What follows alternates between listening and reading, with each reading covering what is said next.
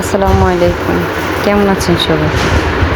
যে যেখান থেকে আমার ভিডিওটি দেখছেন সবাইকে জানাই অসংখ্য ধন্যবাদ। আজকে আপনাদের দেখাবো ছাদ বাগানের ফ্রেশ পুঁইশাক দিয়ে ডাল রান্নার রেসিপি। এই রান্নাটি খেতে খুবই মজা এবং অল্প উপকরণে তৈরি করা যায়। তো চলুন আপনাদের সাথে শেয়ার করি। প্রথমে আমি শাকগুলো তুলে নেব।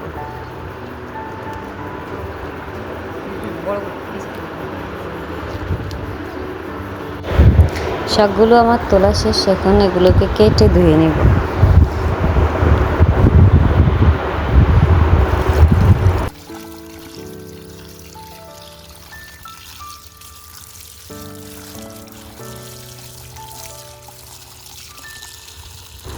ডালগুলো আমি আগে থেকে ধুয়ে ভিজিয়ে রেখেছি। এখন কড়াইতে দিয়ে দেব সিদ্ধ হওয়ার জন্য।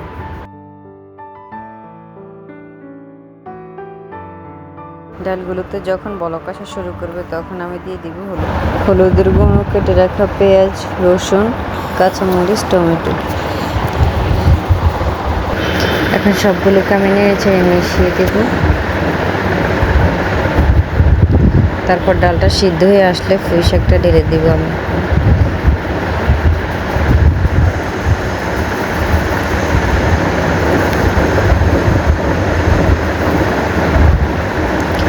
তারপর ঢাকনা দিয়ে আবার ঢেকে দিব। সামান্য একটু সিদ্ধ হয়ে আসলে এগুলোকে নেড়ে ছেড়ে মিশিয়ে দেব ডালের সাথে, যাতে শাকের মধ্যে দলা দলা না থাকে। খুব ভালো করে নেড়ে ছেড়ে মিশাতে হবে।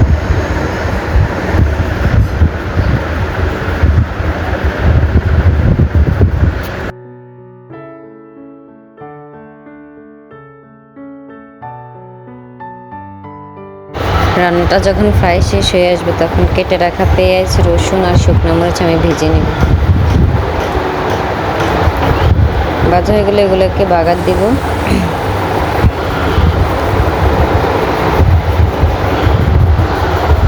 তারপর হয়ে গেল আমাদের চটপট পুঁইশাক দিয়ে ডাল রান্না। গরম ভাত দিয়ে খেতে কিন্তু অনেক মজা।